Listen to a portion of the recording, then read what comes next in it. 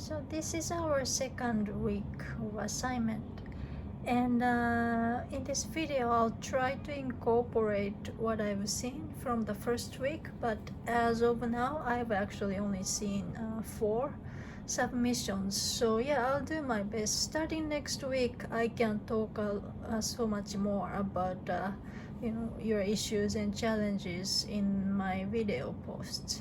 So here it is. So this week, if you have any scales left over from this past week, or if I asked you to redo them, try to do at least some of them. Okay. And also this week I posted the fingering chart for the scales in Blackboard. I'm sorry I didn't do that last week. I know you guys all know the notes of the scales, but I didn't think of the fact that if you're not a pianist, you might not even know that there are specific fingers to use there. You can just place whatever finger you might want on a key and play the correct note. For pianists, for piano, it doesn't work like that. Yeah. So yeah, the chart should be there on the Blackboard. And here I have one more comment about the scales, what I've seen. So let's say F major. Okay, F major, you have to go F, G, A, B flat, right? My keyboard is slightly reduced in size, so it might not look like a big deal, but on an actual sized keyboard, with some of you, the distance here between A and B flat, yeah, can be a little big. So I know you were taught, or in general, you should aim to play the middle of the keyboard, okay? But if you have to go into the black key, your A should be playing not quite here, but more like here. Otherwise, you have to make this jerking sudden motion with your hand. So more like that. Start going in even on G and A. Don't play here. Play more like here. Then fourth finger on B flat will be a little smoother. Okay, so that's what I wanted to say about the scales. And moving on to the chord progression. Today's progression is 1, 3, 6, 4. 1, 3, 6, 4. So this is another very commonly used progression in popular music. So let's think about this. 1, 3, 6, 4. What changed from last week? Last week was 1, 5, 6, 4, right? So only one chord changed. So let's think about this. Let's do F major. One part is the same. So last week it was 5 chord. Okay, so let me just play the chords in root position for you. 1, 5, and then 6, 4. That's what we had to do last week. So also this is the very first step you have to do if you are not so familiar with chord progressions. Just write out or play in root position all of them.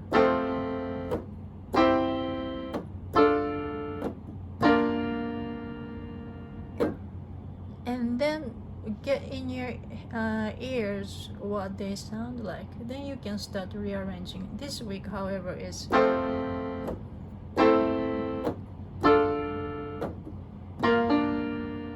so let's compare the pitches included in the 5 chord. So again, I'm using the F major. 5 chord in F was C. Today, instead of 5, we have 3. So it's so versus. Yeah. C and E are shared, but the quality changed, right? Why? Because the 5 chord is a major triad. 3 chord is a minor triad. So a change of one chord, a change of one pitch, but the quality is very, very different. So whenever a chord switches from a chord progression, you have to look at what chord changed, and also look at how the change affects what comes before and what comes after. I mean, how the change affects the connection from what comes before to what comes after. And so this is one chord, right? So to go from one chord to 5 chords, so this time I'm going to make the voice leading better. Before I showed you all in root positions, but like I said, if you repeat it, root positions, yeah, outer interval, fifth gets repeated. These are called parallel fifth, and that's a big no-no in composition and theory. So aside from it being too boring, you have to switch to incorporate various inversions to avoid the parallel fifth. Also, if you play the right hand on the root position, left hand the bass, then you are repeating octaves a whole lot, so that's not good either, right? So yeah, that's the idea. So yeah, voicing or voice leading means the smooth movement and within each line, but also the relationship among lines has to be varied. And when you look at the relationship between two lines, usually the bass and the lowest of the other hand, or the bass and the highest of the other hand, those are particularly important because they stand out. You have to avoid repeating too many octaves or too many fifths. So let's talk about 1, 3, 6, 4. So again, for the left hand, I want you to, for now, stick with the bass. So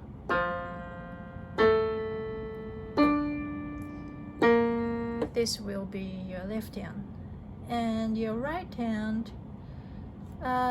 If your only concern were smooth movement, smooth voice leading, and if you want to avoid moving too much, you could do something like this.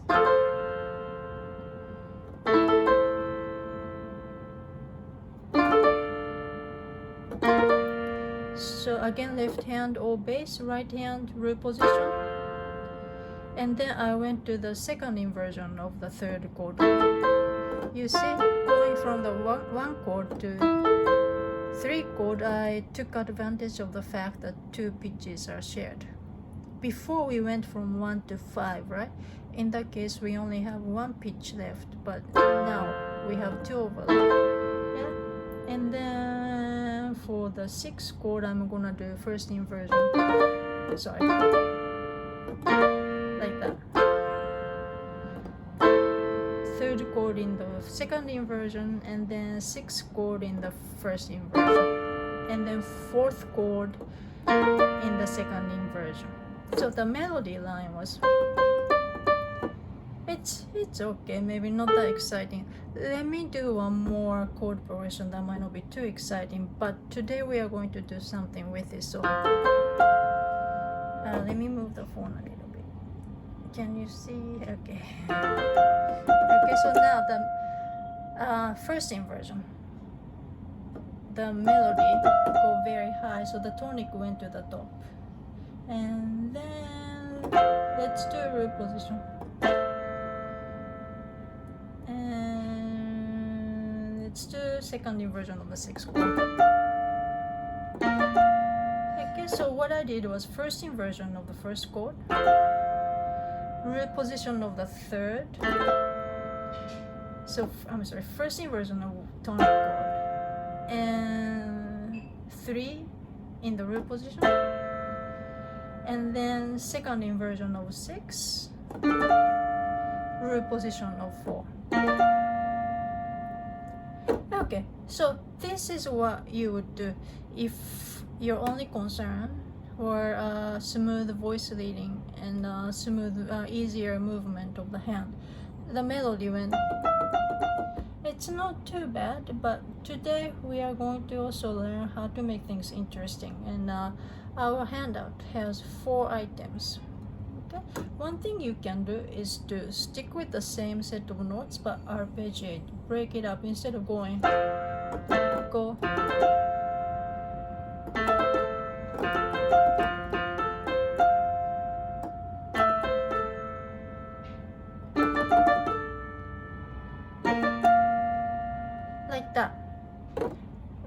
things got a little more interesting, right? But you're still, in this case, keeping within the chord. Another thing you can do is what's called passing tone. So let's start. And then instead of going chord, chord, you could go, look at my right hand fingers. So the second chord was 3, right? Instead of going like this, I went. So C and E belong to the chord, D doesn't. D is just passing between C and E. So that's why this type of ornamental note is called passing note. Okay. And a passing tone, goes usually between third. So it moves, come in by a step and moves away by a step. So, and then next chord is, right? So this time let's use what's called neighbor tone. So instead of just, I played upper neighbor, really adjacent note on top, and then came back to F. So when you have an ornamental note, it's very, very important that you go back to a note that belongs to a chord. Okay, so you don't just go up there and stay there. Come back. Okay, and what else can you do? And you also have appoggiatura on the chart. Okay, appoggiatura is a little more pronounced in the sense that it usually comes on the beat instead of going like, oh. These two things I just did, those extra notes both came in between the beats, right? But appoggiatura comes on the beat itself, and also it gets approached by a leap. So here's what I mean. So sorry.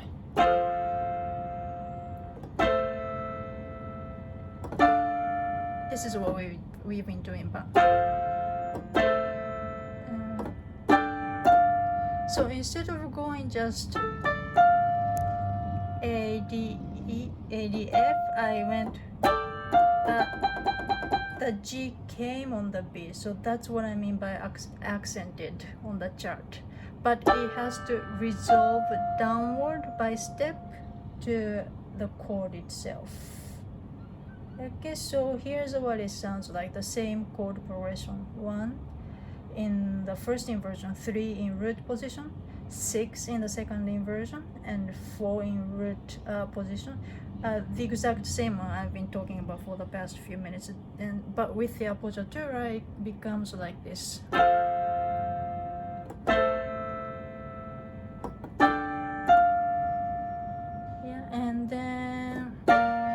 To end the chord progression, you can also go back to insert another upper neighbor. So instead of just B flat D F, go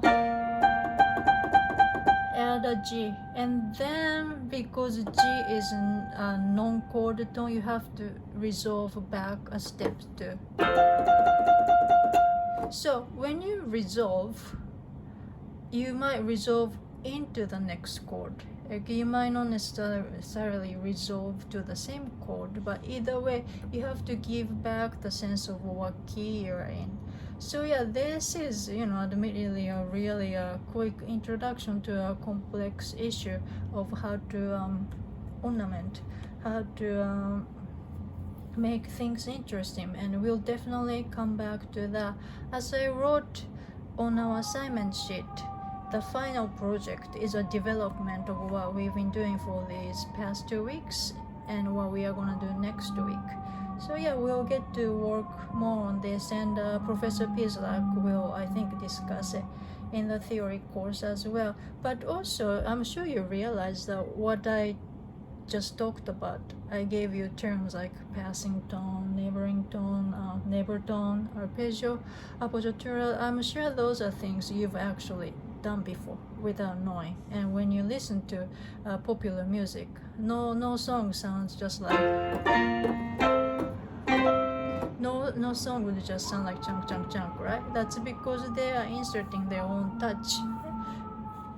Okay, so moving on to the third part of our assignment. It's also very similar to last week. I want you to pick a few patterns and work on your left hand. So in this case, as I wrote in our assignment sheet, I want your left hand to be a little more varied with inversions. I think last week a lot of what I've seen I used a lot of root position, which is fine, but make sure this time the voice leading is a little more smooth for at least a few of them. So also this week I want you to add a melody. So melody, yeah, don't worry too much. Yeah, if you want, you can use pentatonic scale. Pentatonic scale, as I wrote, is let's do C major. Scale degree 1, 2, 3, 6, 5, 6. 1, 2, 3, 5, 6. This is pentatonic scale. Okay, so in other words, 4 and 7 are skipped. 1, 2, 3, 4, 5. So why is this often used to introduce people to making their own melody? That's because within the melody, there's no what's considered a harsh interval. Harsh intervals are minor second or tritone. Yeah. Because scale degrees 4 and 7 are missing. Yeah, there's no minor second, tritone, or major seventh. That's why this scale is used. So